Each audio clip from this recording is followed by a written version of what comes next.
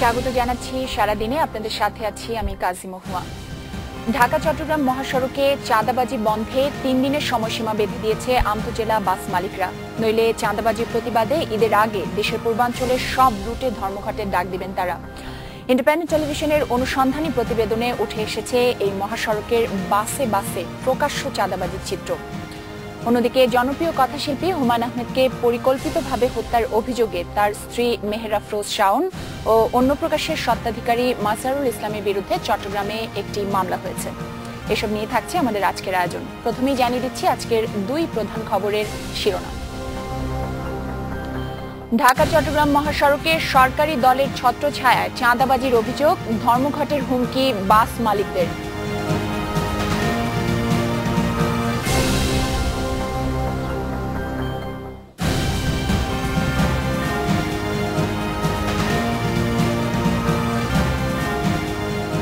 এবং হুমায়ুন আহমেদকে পরিকল্পিতভাবে হত্যার অভিযোগে স্ত্রী শাওন ও প্রকাশক মাজারুল ইসলামের বিরুদ্ধে চট্টগ্রামে মামলা।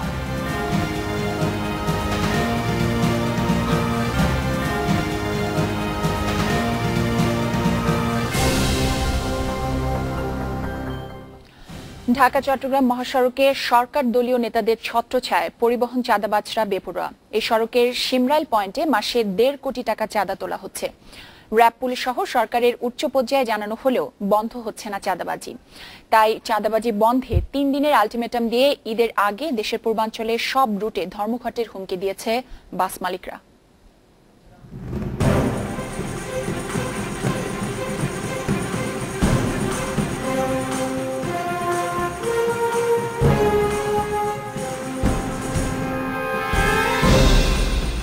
ঢাকার অদূরে চট্টগ্রাম সড়কের শিমরাইল নামের জায়গায় নানা ভূমিকায় ব্যস্ত এই যুবকরা বেতনভুক্ত চাঁদাবাজ।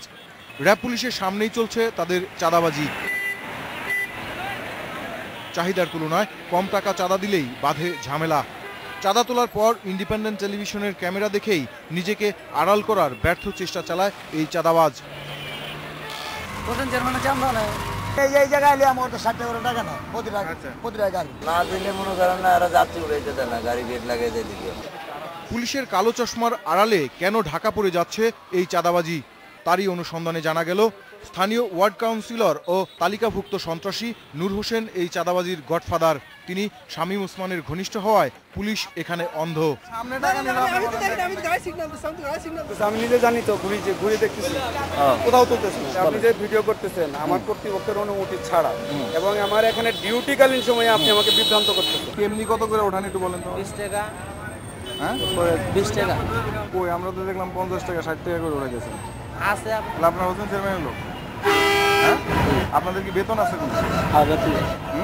আমার বেতন প্রতিদিন 400 টাকা। 400 টাকা। আর হোসেন ভাই কত ভাই প্রতিদিন? ওনার কালেকশন যা উঠাই দিয়েছে। এখানকার চাঁদাবাজি বন্ধ করতে পরিবহন মালিকরা স্বরাষ্ট্র মন্ত্রণালয় থেকে শুরু করে র্যাব পুলিশের স্থানীয় কর্মকর্তাদের কাছে আবেদন করলেও কোনো লাভ হয়নি। নূর হোসেন চেয়ারম্যান আছে, ওখানকার পরিবহনের সাথে সংযুক্ত আছে এবং মহাসড়কে চাঁদা আমি তাকে তুলতে দিচ্ছি না, দেও নাই কখনো। তাই চাঁদাবাজি বন্ধ করতে সরকারকে ৩ দিনের আলটিমেটাম দিয়ে ধর্মঘটের হুমকি দিয়েছেন পরিবহন মালিকরা। প্রশাসনের পক্ষ থেকে এই চাঁদা বন্ধ করা না হয় তাহলে আমরা ঈদের আগে সাংবাদিক সম্মেলন করে অনির্দিষ্টকালের জন্য মালিক শ্রমিক মিলে আমরা পরিবহন ধর্মঘট ডাকবো, চাঁদাবাজদের গ্রেপ্তার করা না হয়। এই চাঁদাবাজি বন্ধ করা না গেলে ঈদের আগে চট্টগ্রাম, সিলেট সহ পূর্বাঞ্চলের যাত্রীদের মহাবিপদে পড়তে হতে পারে বলে মনে করছেন সংশ্লিষ্টরা। Mahbub Alam, independent news, Shimrail, Narayanganj. এ বিষয়ে আলোচনার জন্য আজ আমাদের সাথে আছেন বাংলাদেশ পুলিশের সাবেক অতিরিক্ত মহাপরিদর্শক ডক্টর আব্দুর রহিম খান। কথা বলছি তার সাথে। ডক্টর আব্দুর রহিম খান, আপনাকে আমাদের স্টুডিওতে স্বাগত জানাচ্ছি। আপনার কাছে জানতে চাইব যে আইন শৃঙ্খলা রক্ষাকারী বাহিনীর পক্ষ থেকে সবসময় বলা হয়ে থাকে যে তারা অনেক তৎপর চাঁদাবাজি প্রতিরোধে, কিন্তু বাস্তবে সেটার প্রতিফলন আমরা দেখতে পাই না। এটা কি কারণে? কথাটা ঠিক সম্পূর্ণ সত্য নয়। কারণ ল অ্যান্ড অর্ডার যারা মেনটেন করে, যেমন পুলিশ, তারা চেষ্টা করে, অনেক সময় তাদের চেষ্টার আয়ত্তের বাইরে চলে যায়। যারা চাঁদাবাজি করে, রাস্তায় যারা চাঁদা নেয়, তারা কিন্তু সংঘবদ্ধ দল থাকে। এবং তাদেরকে এই সংঘবদ্ধ দলের যারা নেতা আছে তাদের সহ যদি যারা অ্যাক্টিভ পার্টিসিপেট করে বা চাঁদা নেয় তাদেরকে যদি অ্যারেস্ট করা হয় তাহলে দেখা যায় যে আবার তাদেরকে কোর্ট থেকে ছাড়াই আয় না, আবার তারা একই কাজে লিপ্ত হয়। আমরা প্রতিবেদনে যেটা দেখছিলাম যে পুলিশের চোখের সামনেই চাঁদাবাজি হচ্ছে, তারপরও কেন পুলিশ আসলে নিষ্ক্রিয় থাকে? পুলিশ নিষ্ক্রিয় থাকে কথাটা ঠিক নয়, তবে পুলিশ আরো সক্রিয় হওয়া উচিত। তার দুটো কারণ, একটা হলো ওখানে প্রিভেন্টিভ মেজার নিতে হবে যাতে করে কেউ চাঁদাবাজি করতে না পারে, আর একটা হলো কিউরেটিভ মেজার, যারা করে তাদেরকে ধরে পানিশমেন্ট দিতে হবে। আর আমি মনে করি যে শুধু পুলিশ একা এই সমস্যার সমাধান করতে পারে না, কারণ পারিপার্শ্বিক অবস্থা অনেক তাদের অনুকূলে থাকে না। সেই জন্য স্থানীয় যারা নেতৃবৃন্দ আছে বা রিপ্রেজেন্টেটিভ আছে, প্রতিনিধিত্বমূলক যারা কাজ করছেন, তাদের সহায়তায় এবং আমি মনে করি যে গোয়েন্দা পুলিশের মাধ্যমে এই টোটাল চাঁদাবাজিটা বন্ধ করা সম্ভব। কিন্তু পুলিশের বিরুদ্ধেও এরকম অভিযোগ শোনা যায় যে চাঁদাবাজিটা হয় এর মধ্যে পুলিশেরও একটা ভাগ থাকে। এটা কি একটা কারণ যে পুলিশ আসলে যতটা তৎপর বা যতটা সক্রিয় হওয়া দরকার ততটা না? তবে ভাগ কে কতটা পায় সেটা আমার জানা নাই। আমি একটা কথা বলতে পারি যে এইটা প্রতিহত করার জন্য, এটা প্রতিরোধ করার জন্য, এটা যাতে না হয় সেটার জন্য সবাইকে সম্মিলিতভাবে কাজ করতে হবে। যে জিনিসটা আমি নিউজে দেখলাম, যদি এইভাবে শুধু টাকা নেওয়া এবং দেওয়া এটা যদি দেখাই যায় তাহলে ধরা যাবে না কেন? যারা নিচ্ছে তাদেরকে সঙ্গে সঙ্গে অ্যারেস্ট করা হোক এবং তাদেরকে পানিশমেন্ট দেওয়া হোক, সিভিয়ার পানিশমেন্ট দেওয়া হোক। দেখবেন যে একদিন দুই দিন পরে আবার পুলিশ আসলে কেন করছে না? পুলিশ শুধু একা করছে না তা না, পুলিশের সঙ্গে যারা জড়িত রয়েছে তাদেরকেও তো ধরতে হবে। পুলিশের হাত বা পুলিশের চোখ এড়িয়ে যারা করছে তাদেরকে ধরার জন্য পুলিশকে আরো অ্যাক্টিভ হতে হবে। যদি এমনি নর্মাল পুলিশ না পারে তাহলে র্যাব কাজ করবে, র্যাব না পারলে যদি আমাদের অন্য কোনো সিকিউরিটি মেজার্স নিতে হয় সেটা করতে হবে। এবং আজকাল যে রাস্তায় যে সিসিটিভি করা হয়েছে, সেই সিসিটিভির মাধ্যমে বা ভিডিওর মাধ্যমে এটাতে স্পট একেবারে আইডেন্টিফাই করা যাচ্ছে যে কে টাকা নিচ্ছে, কার কাছ থেকে নিচ্ছে, কখন একেবারে যারা যাতায়াত করে মহাসড়কগুলোতে তাদের চোখের সামনেও অনেকবার হয় ঘটে। পুলিশ ধরছে না, এটার একটা কারণ কি এরকম হতে পারে যে যারা চাঁদাবাজ তারা হলো ক্ষমতাসীন যে দল, তার সেই দলের ছত্রছায়া থাকে, এটা কি একটা কারণ? এই কারণে শুনেন, চাঁদাবাজের কোনো দল নেই। এরা আপনি দেখেন যে এরা যখন যেখানে যে অবস্থায় পারে সেই অবস্থায় ম্যানেজ করে ফেলে। যদি সেখানে সরকারের বা ক্ষমতাসীন দল নাও থাকতো, ওখানে যদি আরো অন্য 5টা লোক থাকতো যারা হয়তো অপোজিশনের অথবা যারা হয়তো অন্য কোনো দলের, তাহলে দেখতেন যে তাদেরই ছত্রছায়ায় তারা কাজ করতো। তাদের উদ্দেশ্য হলো টু আর্ন মানি। অতএব এখানে কোনো সরকারি দল বা বেসরকারি দল নেই। Criminal, they are always criminals.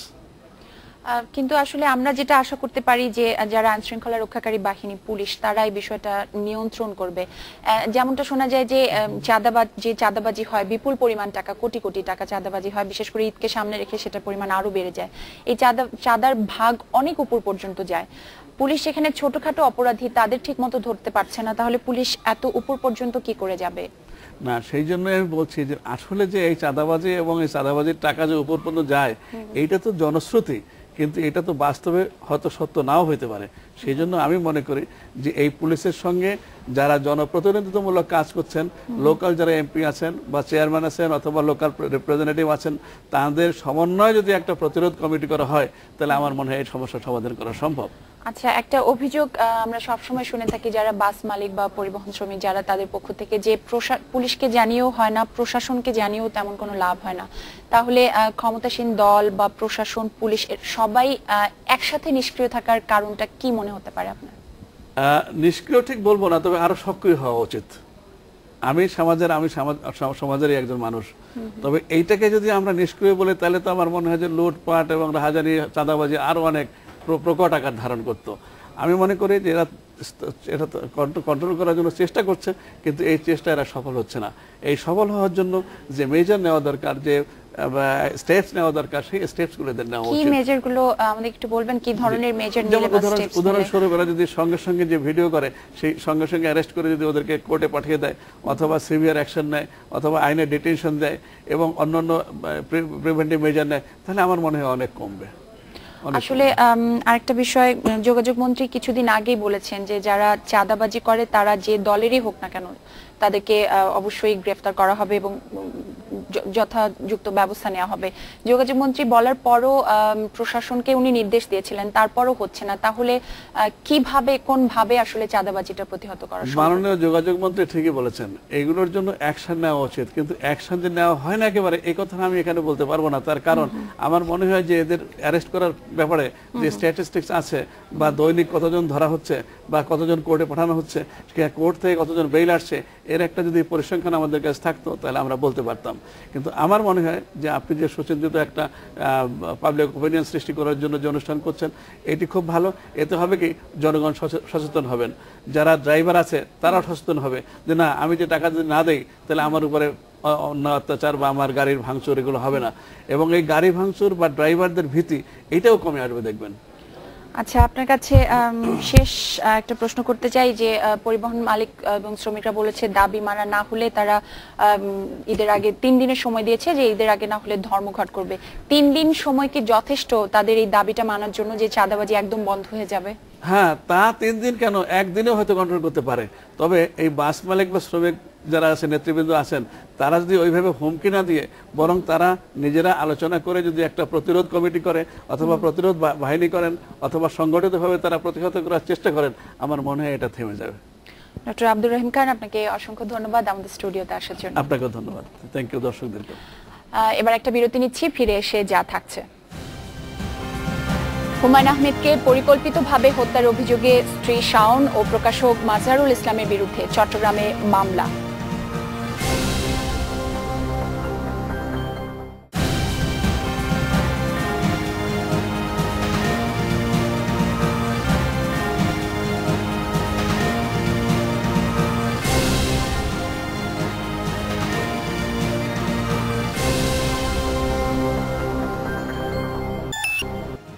আবারও স্বাগত জানাচ্ছি সারাদিনে। এবার জানিয়ে দিচ্ছি আজকের দ্বিতীয় খবরটি।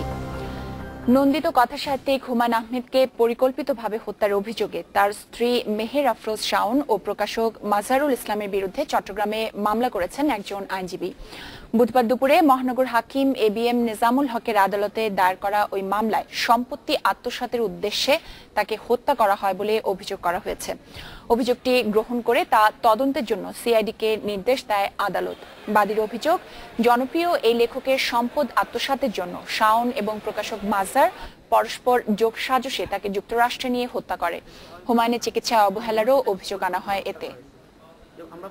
আমাদের মামলার সংকেত ছিল যে উদ্দেশ্য হচ্ছে যে আমি এটা সুষ্ঠু তদন্ত চাচ্ছি, যে হুমায়ুন আহমেদের মৃত্যুটা যেন যে মৃত্যুটা হয়েছে এটা স্বাভাবিকভাবে না, আমার মনে হচ্ছে এটাকে পরিকল্পিত হত্যা করা হয়েছে। যে আমরা যারা আমরা লয়ার আছে তারা বুঝতে পারি যে কিছু মামলা আছে যেগুলো বুঝি যে এটা হত্যাকাণ্ড, আসলে এটা পিছন থেকে অনেকে বেকিং দিয়ে হত্যাগুলো করানো হয় অথবা আস্তে আস্তে স্লো পয়জনের মাধ্যমে হত্যাগুলো করা হয়। হুমায়ুন আমাদের হাতে দিয়ে আসছে, সেই 10,000 টাকা উনি $10,000 উনি ফেরত দিচ্ছে। উনি বলছে তখন টাকার কোনো সমস্যা নেই, আবার বলছে সেই শাওনে বলতেছে যে কি যে না 10,000 আমি আটতে হবে, চিকিৎসা হচ্ছে না। এ নিয়ে আরো জানতে আমরা এখন কথা বলবো চট্টগ্রামে আমাদের আবাসিক প্রধান মামুন আব্দুল্লাহর সাথে। মামুন, নজরুল ইসলাম ঠিক কি কারণে মামলাটি করেছেন, ওনার সম্পৃক্ততা কি এই বিষয়ে? ধন্যবাদ মহুয়া। আসলে যে জনপ্রিয় কথা সাহিত্যিক হুমায়ুন আহমেদের মতো একজন মানুষের মৃত্যুর ঘটনাকে নিয়ে একটি মামলা, বিশেষ করে হত্যা মামলা দায়েরের ঘটনায় সারা দেশ জুড়ে চাঞ্চল্য সৃষ্টি করেছে। আমি বিষয়টি নিয়ে কথা বলেছিলাম মামলার বাদী আইনজীবী নজরুল ইসলামের সাথে। তিনি আমাকে বলেছেন যে তার কাছে সুনির্দিষ্ট কোনো তথ্য প্রমাণ নেই, কিন্তু উনি পত্রপত্রিকায় যেসব সংবাদ করেছেন সেটার ভিত্তিতে এই মামলাটি দায়ের করেছেন। কিন্তু এই ধরনের একটি হত্যা মামলা প্রমাণের জন্য যেসব তথ্য প্রমাণ এবং দালিলিক প্রমাণ ছাড়াও যেসব আলামতের দরকার, কোনো আলামত তার কাছে নেই বলে উনি স্বীকার করেছেন। উনি আমাকে বলেছেন যে নেহাত সন্দেহের বশে তিনি মামলাটি করেছেন এবং তার একটা বদ্ধমূল ধারণা যে হুমায়ুন আহমেদকে হত্যা করা হয়েছে এবং বিষয়টি এখন তদন্তের জন্য আদালত CID-কে বলেছে। এবং আমি CID কর্মকর্তাদের সঙ্গে কথা বলেছি, তারা আমাকে বলেছে যে আজ বিকেল পর্যন্ত তারা আদালতের কোনো নির্দেশনা পাননি, আগামীকাল হয়তো নির্দেশনা পাওয়ার পর তারা সিদ্ধান্ত নেবেন। এটি ছিল অফিসিয়াল বক্তব্য।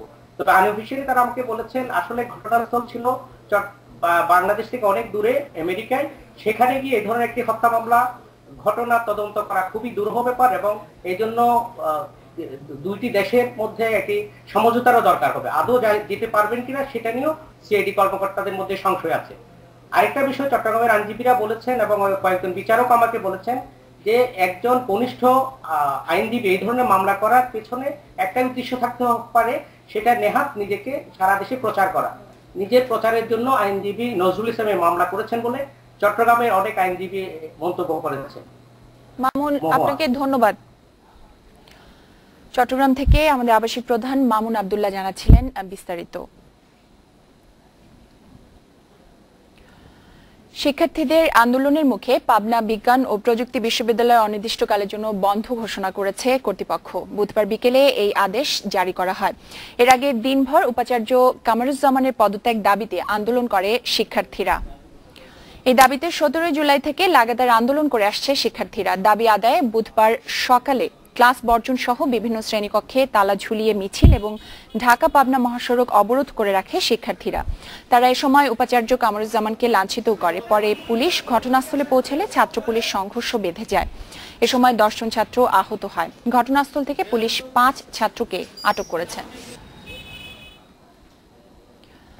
এ বিষয় নিয়ে কথা বলছি আমাদের পাবনা প্রতিনিধি জহুরুল ইসলামের সাথে। জহুরুল, ছাত্ররা কেন প্রক্টরের উপর হামলা করেছে এই বিষয়ে কিছু জানতে পেরেছেন কি? আসলে প্রক্টরের উপরে কোনো হামলার উদ্দেশ্য ছিল না ছাত্রদের। গত 17 জুলাই থেকে বিশ্ববিদ্যালয়ের ভিসি মুজাফফর অপসারণে দুর্নীতি তদন্ত সহ 9 দফা দাবিতে ছাত্ররা ক্লাস বর্জন সহ বিভিন্ন কর্মসূচিতে আন্দোলন করে আসছে। এরই জের ধরে আজ বুধবার সকাল 8:30টার দিকে ক্লাস বর্জন কর্মসূচি পালন করার জন্য 30-40 জন শিক্ষার্থী হেঁটে বিশ্ববিদ্যালয়ের অস্থায়ী ক্যাম্পাসে দিকে যাওয়ার সময় পুলিশ এসে তাদের উপর অতর্কিতভাবে লাঠিচার্জ করে এবং 5 জনকে গ্রেফতার করে। এতে 10 জন ছাত্র আহত হয়। এ সময় শহরের মুজাহিদ ক্লাবের পাশে শিক্ষকদের বহনকারী একটি মাইক্রোবাস ছাত্র বাধা প্রদান করেন এবং শিক্ষকদের বিশ্ববিদ্যালয়ে যেতে বাধা দেয়। এই সময় প্রক্টর কামরুজ্জামান, প্রশাসন বিভাগের প্রভাষক আমিরুল ইসলাম, ভূগোল ও পরিবেশ নগর পরিকল্পনা বিভাগের প্রভাষক রাহিদুল ইসলাম, পদার্থবিজ্ঞান বিভাগের প্রভাষক মাহমুদুল হাসান, বাংলা বিভাগের জহুরুল, আপনার কাছে যেটা জানতে চাই যে উপাচার্যের পদত্যাগ চাচ্ছে ছাত্ররা, উপাচার্যের বিরুদ্ধে সুনির্দিষ্ট অভিযোগগুলো কি কি ছাত্রদের? এটা দুর্নীতি, বিভিন্ন এখানে একাডেমিক ভবন নির্মাণ সহ বিভিন্ন দুর্নীতির অভিযোগের ভিত্তিতে অভিযোগের থেকে দীর্ঘদিন আন্দোলন করে আসছে আর কি। আর অন্যান্য শিক্ষকরা এ বিষয়ে কিছু বলেছেন আপনার কাছে? না, অন্যান্য শিক্ষকরা শুধু এখানে দুটো পক্ষ হয়ে গেছে, একজন কেউ বিসির বিপক্ষে কেউ পক্ষে আর কি। তারা কেউ আসলে সরাসরি সাংবাদিকদের কাছে মুখ খুলছে না আর কি। আচ্ছা, আপনি নিশ্চয়ই ছাত্রদের কথা জানতে পেরেছেন। ছাত্ররা এখন কি বলছেন? তাদের সুনির্দিষ্ট দাবি কি? তাদের সব দাবি এক দফা দাবি বিসির পদত্যাগ। আর এই বিষয়ে উপাচার্যের সাথে আপনি কোনো কথা বলতে পেরেছেন? ওনার বক্তব্য কি? না, এই বিষয়ে বারবার উপাচার্য শুনে দেওয়ার চেষ্টা করলে সে সাংবাদিকদের সাথে কথা বলতে অনীহা প্রকাশ করেন আর কি। জহুরুল, আপনাকে ধন্যবাদ। কথা বলছিলাম আমাদের পাবনা প্রতিনিধি জহুরুল ইসলামের সাথে। এবার সংক্ষেপে জানিয়ে দিচ্ছি বিভিন্ন অনলাইন সংবাদ মাধ্যমগুলোর প্রধান শিরোনাম। bdnews24.com এর উল্লেখযোগ্য 3টি শিরোনাম হচ্ছে: মধ্যরাত থেকে 3 ঘন্টা ইন্টারনেট থাকবে না। পদ্মা সেতু নিয়ে বৃহস্পতিবার সর্বশেষ পরিস্থিতি জানাবেন অর্থমন্ত্রী আবুল মাল আব্দুল মুহিত। এবং ঠিক হয়নি হজের ফ্লাইট সূচি, ভোগান্তির শঙ্কা।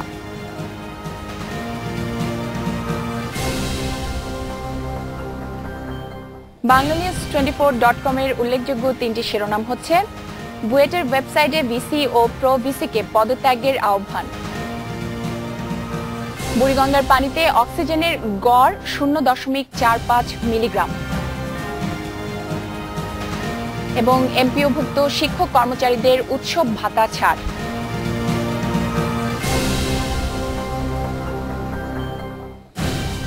এই ছিল আজকে সারাদিনে। আবারও দেখা হবে আগামীকাল একই সময়। ধন্যবাদ সাথে থাকার জন্য।